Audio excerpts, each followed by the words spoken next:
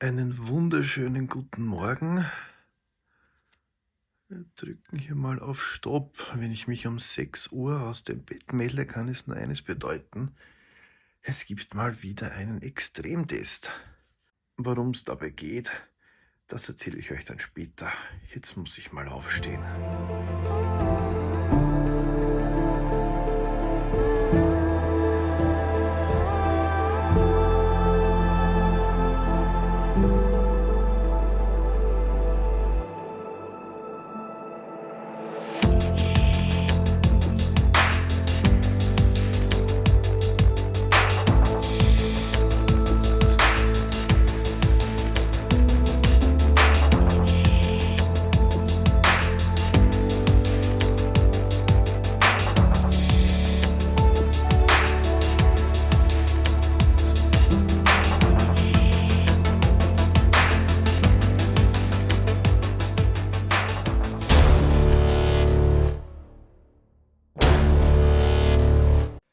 Hallo und herzlich willkommen bei Bolt Sports Tech. Es freut mich wie immer, dass ihr eingeschaltet habt. Beziehungsweise freut es uns heute, denn heute habe ich Verstärkung. Sandra ist wieder mit im Video. Und was das bedeutet, das könnt ihr euch vielleicht denken. Es gibt wieder irgendeine körperliche Herausforderung oder körperliche Challenge. Im Jänner diesen Jahres haben Sandra und ich geschaut, ob die Apple Watch Ultra 1 eine 12 Stunden GPS-Aktivität aufzeichnen kann. Und wie jetzt vor kurzem die Apple Watch Ultra 2 herausgekommen ist, war es für mich klar, diese muss ich dem Test auch stellen. Was genau haben wir vor? Wir starten um 7 Uhr und laufen eine Runde, die ein bisschen über 4 Kilometer ist, kommen dann zurück, haben eine kleine Pause, machen das Ganze um 8 Uhr, um 9 Uhr, um 10 Uhr. Jede volle Stunde starten wir unsere Runde und machen das Ganze 12 Stunden lang. Somit sollten wir dann im Endeffekt auf in etwa 50 Kilometer kommen. Die Apple Watch Ultra 2 hat einen neuen Chip, der effizienter sein soll, hat auch, ich glaube, einen 4% größeren Akku. Also ich sage mal, es würde eigentlich alles dafür sprechen, dass die Apple Watch Ultra hier entweder gleich gut oder sogar besser abschneidet. Aber was passieren wird, das werden wir noch sehen. Wir müssen uns jetzt fertig machen, weil ja,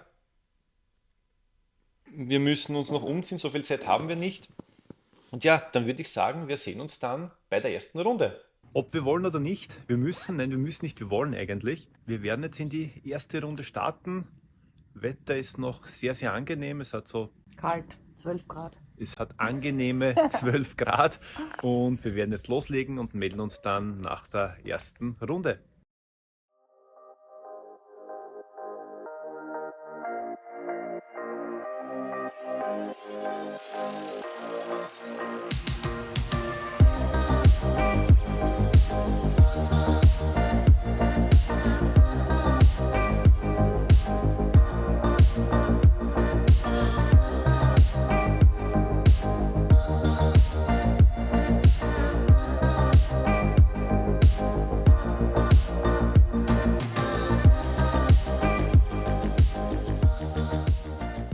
So, Runde 1 ist geschafft.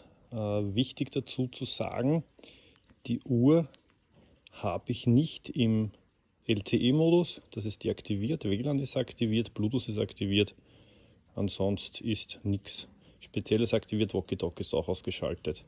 So, die erste Runde sind wir nüchtern gelaufen, jetzt haben wir eine Kleinigkeit gefrühstückt, ein kleines Joghurt gegessen, Kaffee getrunken, einen Striezel mit Honig und ja, jetzt noch eine kleine Sache erledigen und in 13 Minuten geht es dann weiter.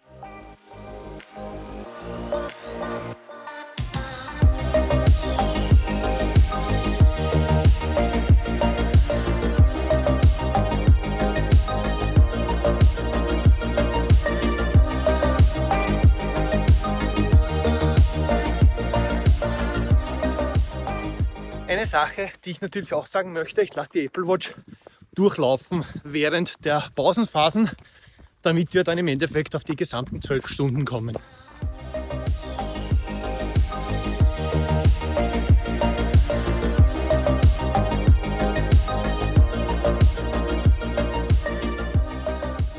Wir sind in der Runde 3. Mittlerweile merkt man, dass es wärmer wird. Das heißt, bei der nächsten Runde werden wir dann auf jeden Fall den Oberteil wechseln und werden ärmellos weiterlaufen. Im Vergleich zum Winter müssen wir definitiv mehr Augenmerk aufs Trinken legen, weil ja, könnte sonst natürlich, wenn man relativ viel rausschwitzt, zu Krämpfen etc. kommen und das wollen wir nicht. Aber ich bin zuversichtlich, dass wir das alles gut schaffen werden. So, Runde 3 ist geschafft. 2 Stunden 25 sind wir unterwegs, 11,3 Kilometer. Und aktuell hat die Apple Watch einen Akku von 89%.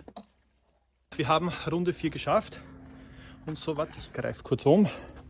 Auf der Apple Watch haben wir 16,69 Kilometer. Die Tactics hat 17,69. Die meine noch. Dann haben wir die Vivo Active 5 mit 17,48. So, Blödsinn schon. Und die Venue 3S mit 18 sogar. Also wie man sieht, die Kilometer unterscheiden sich ganz schön. Aber es ist ja teilweise auch klar, wir sind im Haus. Und da ist das Signal natürlich nicht gut und da kommt es sicher zu Fehlmessungen. Aber wie gesagt, Kilometer sind heute jetzt nicht ganz so wichtig. Wir werden auf jeden Fall die 50 knacken. Und entscheidend ist natürlich auch die Zeit heute. So, jetzt gehen wir eine Kleinigkeit essen.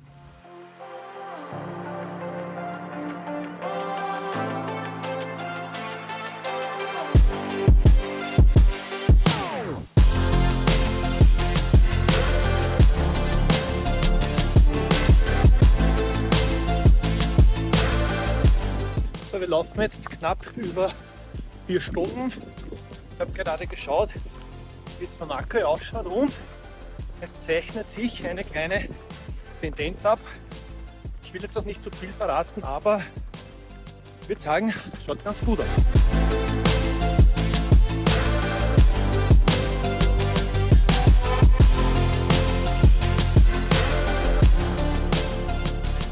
Wir starten in 15 Minuten in die Runde 7, etwas, was mir halt aufgefallen ist.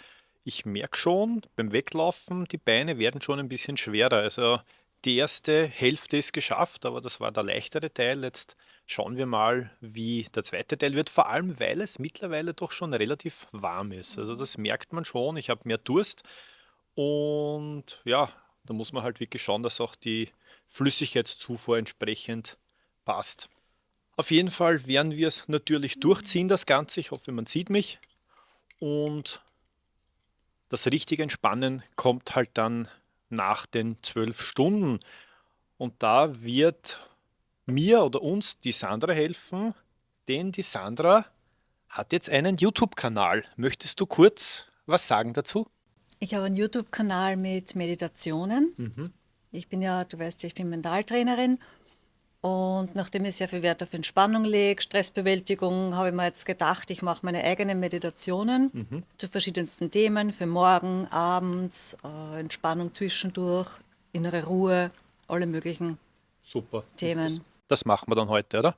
Unbedingt.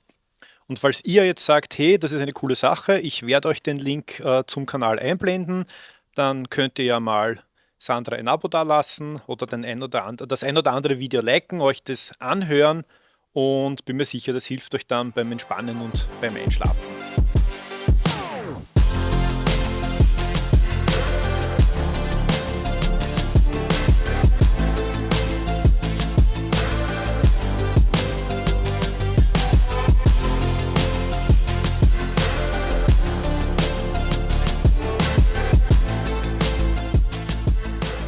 Wir haben Runde 10 hinter uns gebracht und entspannen uns jetzt ein bisschen im Garten. Schon langsam geht die Sonne unter oder steht weiter unten, es ist nicht mehr so heiß.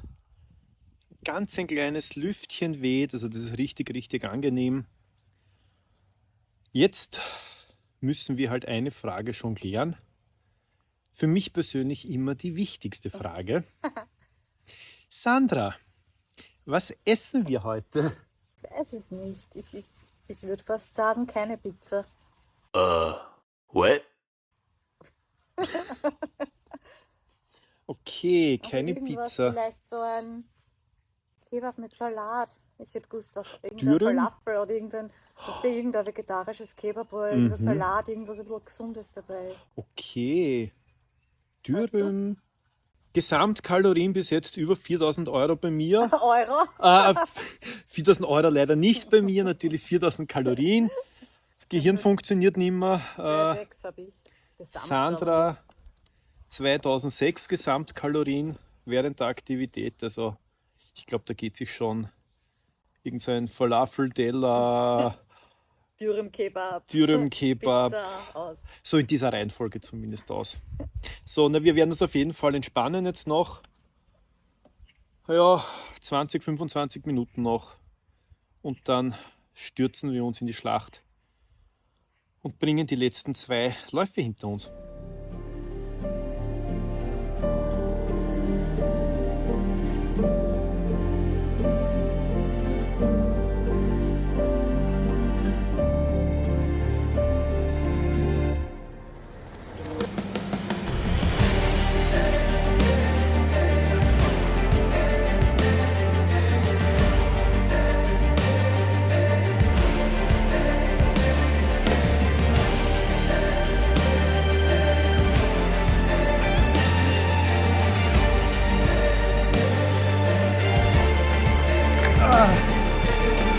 Geschafft!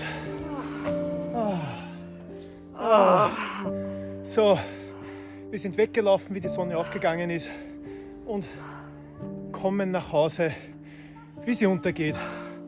Aber jetzt heißt es Essen. So, meine Lieben, eine kleine Verzögerung, weil mir gerade das Mikrofon runtergefallen ist. Aber wir haben es geschafft. 12 Stunden. Wir beenden das Ganze. Ja, Training beenden. 12 Stunden 47. Schauen wir uns kurz die Statistik an. 50,65 Kilometer. Aktivitätskalorien 4000. Gesamtkalorien 5232. Durchschnittliche Herzfrequenz 93 und 220 Höhenmeter. Und jetzt die Frage aller Fragen. Wie viel Akku ist übergeblieben? 39%. Die Apple Watch Ultra 1 hatte 33%. Das heißt, man kann sagen, die Apple Watch Ultra 2 verliert circa pro Stunde 5%. Demnach sollte sie knapp 20 Stunden im GPS-Modus schaffen. Die Apple Watch Ultra 1 hat hier nur 18 Stunden geschafft. Also das ist auf jeden Fall eine beachtliche Steigerung. Hat Apple gut gemacht. Es sind nun 2 Tage vergangen und ich muss sagen, ich fühle mich eigentlich ziemlich gut. Die Beine sind noch ein bisschen schwer, aber ich bin heute schon eine kleine Regenerationsrunde gelaufen und habe im Anschluss dann ein Oberkörperkrafttraining gemacht. Was die Apple Watch Ultra 2 betrifft, muss ich sagen, bin ich positiv überrascht, denn obwohl Apple die gleichen Daten wie bei der Apple Watch Ultra 1 angibt, hat sich die Leistung definitiv verbessert. Und mit knapp 20 Stunden GPS-Zeit muss man sich eigentlich bei kaum einem Wettbewerb mehr Sorgen um den Akku machen. Und jetzt zu meiner Einladung an Sascha von Daily Nerd Alert und Bernd von Sporttechnik. Bevor ich das mache, möchte ich aber nur Danke sagen, denn bevor ich mit meiner YouTube-Karriere begonnen habe, waren Sie meine Favoritenkanäle, wenn es darum gegangen ist, mir Informationen zu Sportuhren etc. zu holen. Also schaut unbedingt bei denen vorbei, lasst ihnen ein Abo da, liked ihre Videos, denn diese beiden produzieren wirklich ganz tollen Content. Und sie waren letztendlich auch der Grund, warum ich mit YouTube begonnen habe. Für mich war es eine große Überwindung, aus meiner Komfortzone herauszukommen und was komplett Neues zu machen. Letztendlich bin ich aber froh, selbst festzustellen, wie toll es ist, zu wachsen und was Neues zu lernen. Und genau diese Erfahrung möchte ich jetzt in Form einer besonderen Challenge zurückgeben. Lieber Bernd, lieber Sascha, ich möchte euch einladen, diese 12-Stunden-Challenge ebenfalls zu machen. 12 Stunden lang, jede volle Stunde eine mindestens 4 Kilometer große Runde. Laufen oder gehen, das ist euch überlassen. Und das Ganze natürlich dann auf Video festhalten.